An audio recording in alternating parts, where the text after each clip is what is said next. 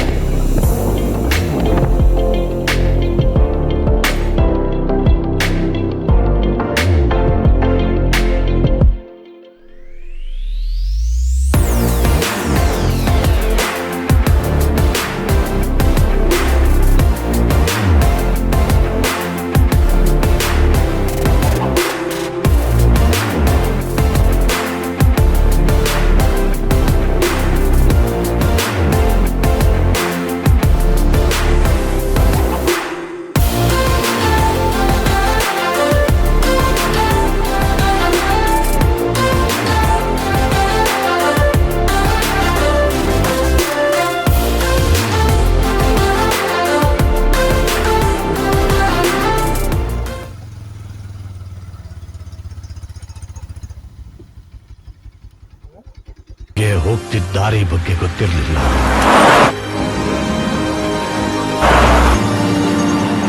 ತಲುಪೋ ಜಾಗದ ಬಗ್ಗೆ ಗೊತ್ತಿರಲಿಲ್ಲ.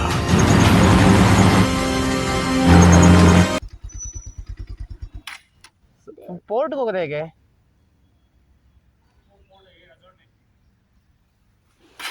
कैसे जाने का? कोई यार कुछ नहीं है, पोर्ट नहीं है. ಎಂತಹ ದುರ್ವಿಧಿ, ಇದೆಂತಹ ದುರ್ವಿಧಿ.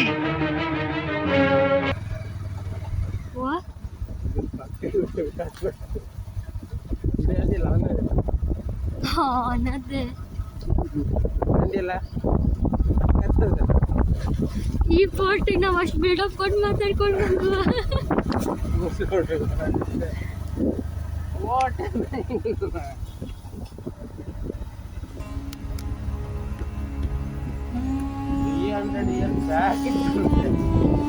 ಇವಾಗ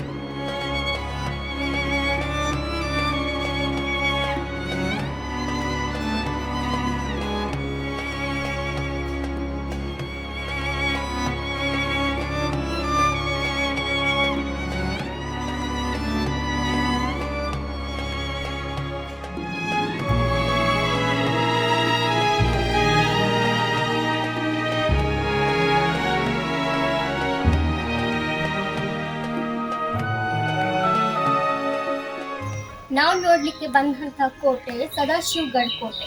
ಸೊ ನೀವು ಹಿಂದೆ ನೋಡ್ತಾ ಇರ್ಬೋದು, ಇಲ್ಲಿ ಕಾಣಿಸ್ತಿರುವಂತಹ ಆರ್ಚ್ ಏನಿದೆಯಲ್ಲ, ಇದು ಕೋಟೆಯ ಎಂಟ್ರಿ. ಸೊ ಇಲ್ಲಿಂದ ನಾವು ಕೋಟೆಗೆ ಎಂಟ್ರಿನ ತಗೊಂಡು ಒಳಗಡೆ ಹೋಗಿ ನೋಡಿದ್ರೆ ನಾವು ಏನ್ ನೋಡ್ತಾ ಇದ್ದೀವಿ, ಒಳಗಡೆ ಯಾವುದೇ ತರ ಕೋಟೆ ಇಲ್ಲ. ಸೊ ಇದು ಕಂಪ್ಲೀಟ್ ಆಗಿ ಡೆಮೊಲಿಷ್ ಮಾಡಿ ಇವಾಗ ರೆಸಾರ್ಟ್ ಅನ್ನ ಮಾಡಿದ್ದಾರೆ.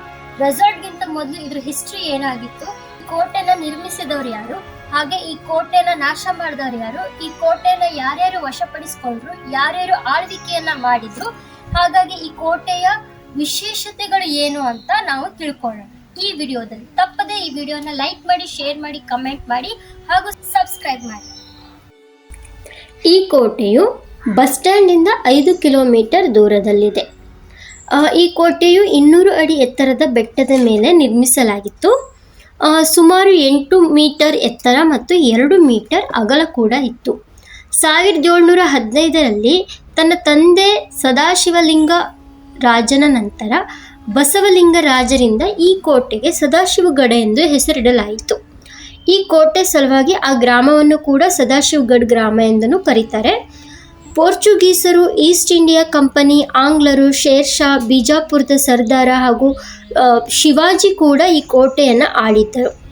ಗೋಕರ್ಣದ ಪವಿತ್ರ ದೇವಾಲಯವನ್ನು ಭೇಟಿ ನೀಡಲು ಬಂದ ಶಿವಾಜಿ ಅಂಕೋಲವನ್ನು ವಶಪಡಿಸಿಕೊಳ್ತಾರೆ. ಮಾರನೇ ದಿನವೇ ಕಾರವಾರನ್ನು ಕೂಡ ವಶಪಡಿಸಿಕೊಳ್ತಾರೆ. 1793ರಲ್ಲಿ ಟಿಪ್ಪು ಸುಲ್ತಾನ್ ಕೂಡ ಇಲ್ಲಿ ಆಳ್ವಿಕೆಯನ್ನು ನಡೆಸ್ತಾರೆ. ಈ ಪೋರ್ಟ್ನ ವಿಶೇಷತೆ ಏನು ಅಂತಂದರೆ ಕಾಳಿ ನದಿ ಹಾಗೂ ಅರಬ್ಬಿ ಸಮುದ್ರದ ಸಂಗಮ ಸ್ಥಾನವನ್ನು ನಾವು ನೋಡಬಹುದು. 600 ವರ್ಷಗಳ ಇತಿಹಾಸ ಇರುವಂತಹ ದುರ್ಗಾದೇವಿ ದೇವಸ್ಥಾನ ಕೂಡ ಇಲ್ಲೇ ಇದೆ. ಹಾಗೂ 17ನೇ ಶತಮಾನದ ದರ್ಗಾ ಕೂಡ ನಾವು ನೋಡ್ಬೋದು. ಇಲ್ಲಿ ದರ್ಗಾ ಇರೋದ್ರಿಂದ ಪೋರ್ಚುಗೀಸರು ಫಿರ್ ಕೋಟೆ ಅಂತ ಕೂಡ ಹೆಸರನ್ನ ಇಟ್ಟಿದ್ರು. ಆದರೆ ಈ ಇಷ್ಟು ವಿಶೇಷತೆಗಳನ್ನು ನೀವು ಸವಿಬೇಕಂತಂದ್ರೆ ಈಗ ಸಾಧ್ಯ ಇಲ್ಲ. ಯಾಕೆಂದ್ರೆ ಕೋಟೆಯನ್ನ ಹೊಡೆದಾಕಿದ್ದಾರೆ, ಈಗ ರೆಸಾರ್ಟ್ ಆಗಿ ಮಾಡಿದ್ದಾರೆ. ನೀವು ಬೇಕಿದ್ರೆ ರೆಸಾರ್ಟ್ನಲ್ಲಿ ಹಣವನ್ನು ಪೇ ಮಾಡಿ ಉಳಿಯೋದ್ರ ಮೂಲಕ ಈ ಎಲ್ಲ ಸೌಂದರ್ಯವನ್ನ, ಈ ಎಲ್ಲ ವಿಶೇಷತೆಯನ್ನ ನೀವು ಕೂಡ ಸವಿಬಹುದು. ಆದರೆ ಕೋಟೆಯಿಂದ ಹೊರಗಡೆ ಇರುವಂತಹ ದುರ್ಗಾದೇವಿ ದೇವಸ್ಥಾನ ಹಾಗೂ ದರ್ಗಾವನ್ನ ನೀವು ವಿಸಿಟ್ ಮಾಡಬಹುದು. ಕೋಟೆ ನಿಮಗೆ ನೋಡ್ಲಿಕ್ಕೆ ಸಿಗದೇ ಇದ್ರು ಈಗ ಹೇಳಿರುವಂತಹ ಎಲ್ಲಾ ವಿಶೇಷತೆಗಳು ನೋಡೋಕೆ ಸಿಗತ್ತೆ.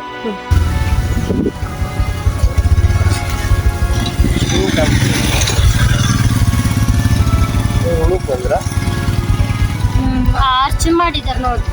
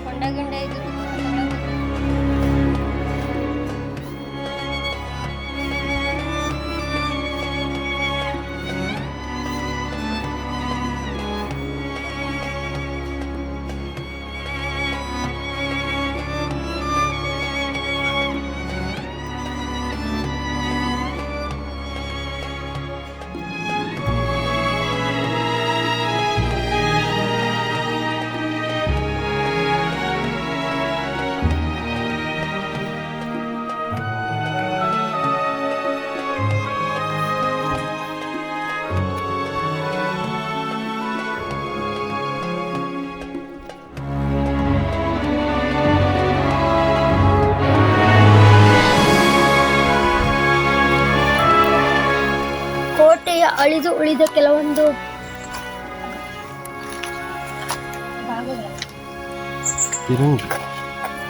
ಫಿರಂಗಿಗಳು, ಕೋಟೆಯ ಕೆಲವು ವಸ್ತುಗಳನ್ನ ತೆಗೆದುಕೊಂಡು ದೇವಸ್ಥಾನದಲ್ಲಿ ಇಟ್ಟಿದ್ದಾರೆ. ಇನ್ನು ಕೆಲವು ವಸ್ತುಗಳು ನಾಶವಾಗಿದೆ. ಇದು 600 ವರ್ಷಗಳಷ್ಟು ಹಳೆದಾದಂತಹ ದೇವಸ್ಥಾನ, ಶಾಂತಾದುರ್ಗಾ ದೇವಸ್ಥಾನ. ಇವಾಗ ಈ ದೇವಸ್ಥಾನದ ತುಂಬಾ ಇಂಪ್ರೂವ್ಮೆಂಟ್ ಮಾಡ್ತಾ ಇದ್ದಾರೆ, ಕನ್ಸ್ಟ್ರಕ್ಷನ್ ನಡೀತಾ ಇದೆ. ಬನ್ನಿ ದೇವಸ್ಥಾನದ ಒಳಗಡೆ ಹೇಗಿದೆ ದೇವರ ದರ್ಶನ ಮಾಡ್ಕೊಂಡು ಬರೋಣ. ಹಾಗೆ ಇದ್ರ ಪಕ್ಕದಲ್ಲೇ ಕೂಡ 17ನೇ ಶತಮಾನದಲ್ಲಿ ನಿರ್ಮಿತವಾದಂತಹ ಒಂದು ದರ್ಗಾ ಕೂಡ ಇದೆ. ಸೊ ಆ ದರ್ಗಾವನ್ನು ಕೂಡ ನೋಡಿ ಬರೋಣ.